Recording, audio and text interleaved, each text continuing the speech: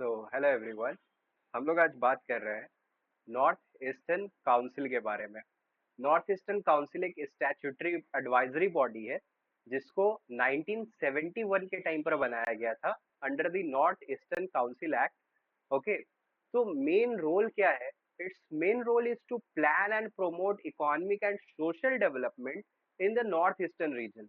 हमारा जो north eastern reason है वहां पर जो भी इकोनॉमिक और सोशल डेवलपमेंट है उसको प्लान और प्रोमोट करने का काम करेगा ये नॉर्थ ईस्टर्न काउंसिल। ठीक है, उसके बाद बात करें कि जो बैकग्राउंड है नॉर्थ ईस्टर्न काउंसिल का वो क्या क्या है। सबसे पहली बात आप अगर देखेंगे तो नॉर्थ ईस्टर्न स्टेट्स जो है हमारे वो poor infrastructure, ethnic diversity and tension, difficult terrain, relative isolation from main stream Indian economy, ये सारे प्रॉब्लम फेस करने को उनको देखने को मिलते हैं। वहां पे इंफ्रास्ट्रक्चर की कमी है, इथनिक डाइवर्सिटी है जिसकी वजह से टेंशन काफी ज्यादा है वहां पे। ट्रेन यानी कि वहां का जो लैंडफॉर्म है थोड़ा सा डिफिकल्ट है। उसके बाद बात करें जो हमारी मेन इंडियन इकोनॉमी है ना, कई दफा ऐसा होता है कि जो हमारी नॉर्थ ईस्टर्न इकोनॉमी है वो हमारी इंडियन इकोनॉमी से थोड़ा डाइवर्ट हो जाती है।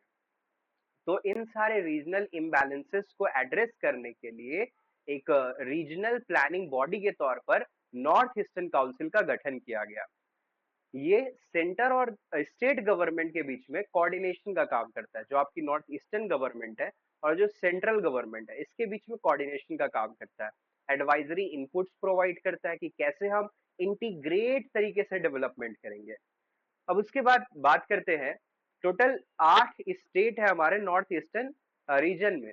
ठीक है, जिसमें 7 सिस्टर है और एक ब्रदर है। ठीक है, ब्रदर जो है वो सिक्किम को कहते हैं और बाकी जो है हमारे अरुणाचल प्रदेश, असम, मणिपुर, मेघालय, मिजोरम, नागालैंड और त्रिपुरा, इनको 7 सिस्टर्स कहा जाता है। तो 7 सिस्टर और 1 ब्रदर, इनको मिलाकर नॉर्थ ईस्टर्न काउंसिल बनी। ठीक है, नाउ स्ट्रक्चर एंड मेंबरशिप की बात करते हैं। आफ्टर 2002 अमेंडमेंट जब सिक्किम को जोड़ा गया था तो इस टाइम के अकॉर्डिंग यानी कि 2002 के अमेंडमेंट के अकॉर्डिंग इसमें एक चेयरमैन होंगे एंड चेयरमैन जो है he he will be nominated by the president. उसके बाद जो आठों नॉर्थ ईस्टर्न स्टेट्स है वहां के गवर्नर्स होंगे। इसी के साथ साथ आठों स्टेट के चीफ मिनिस्टर्स भी होंगे। तो चीफ मिनिस्टर, गवर्नर, आठ आठ, ठीक है, चेयरमैन हो गए और 3 मेंबर जिनको अपॉइंट करेंगे हमारे, नॉमिनेट करेंगे हमारे प्रेसिडेंट ऑफ इंडिया। ये मेंबर एक्सपर्ट्स भी हो सकते हैं या कोई पॉलिसी मेकर्स भी हो सकते हैं। तो इसमें देखो क्या आ गया, पॉलिटिकल लीडर्स भी आ गए और सब्जेक्ट एक्सपर्ट्स भी आ गए हमारे।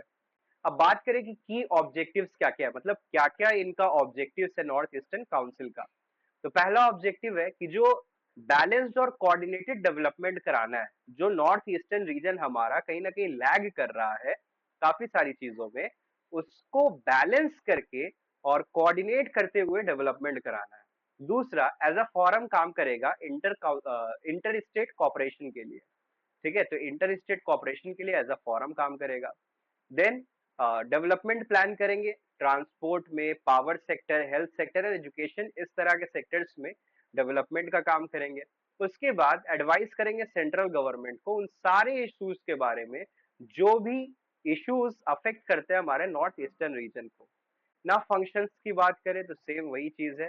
फंक्शन में डेवलपमेंटल प्लान्स, जो हमारा रीजनल डेवलपमेंटल प्लान्स है नॉर्थ ईस्टर्न का, उसको क्रिएट करना।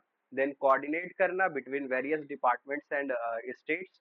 उसके बाद जो भी फंडिंग के प्रोजेक्ट्स है सेंटर को उस पर एडवाइस देना।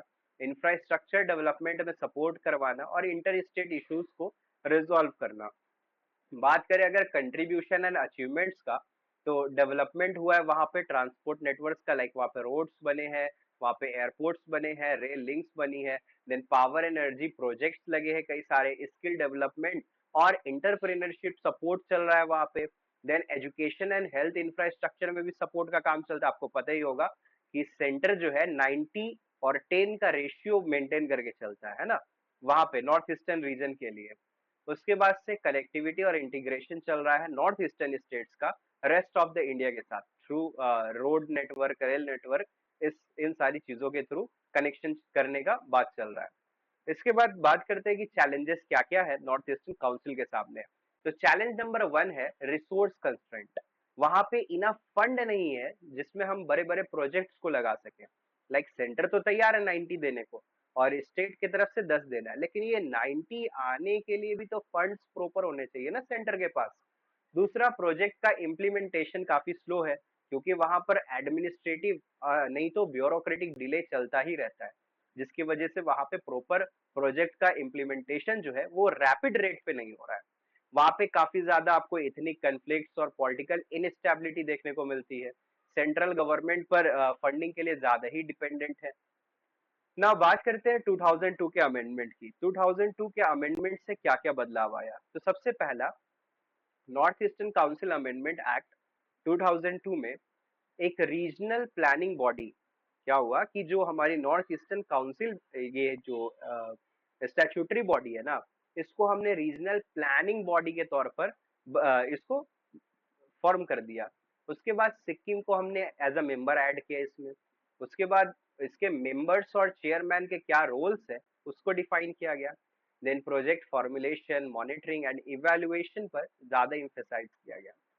बात करते हैं किस मिनिस्ट्री के अंदर आता है ये नॉर्थ ईस्टर्न काउंसिल, तो ये आता है ministry of development of north eastern reason के अंदर। 2001 में ये मिनिस्ट्री बनी थी। तो जो नॉर्थ ईस्टर्न काउंसिल है ये आप कह सकते हैं एज एन एग्जीक्यूटिव आर्म, ठीक है, जो मिनिस्ट्री है हमारी इसका एक एग्जीक्यूटिव आर्म के तौर पर काम करता है। पॉलिसी मेकिंग करना ये मिनिस्ट्री के काम में हाथ में हो गया, और उसको इम्प्लीमेंटेशन करना और कोऑर्डिनेट्स कराना नॉर्थ ईस्टर्न काउंसिल के हाथ में हो गया। सो ये था नॉर्थ ईस्टर्न काउंसिल के बारे में कंप्लीट डिटेल्स। तो आई होप आपको समझ में आया होगा। Thank you so much. Video को लाइक कर दीजिएगा, चैनल को सब्सक्राइब कर दीजिएगा। Good bye.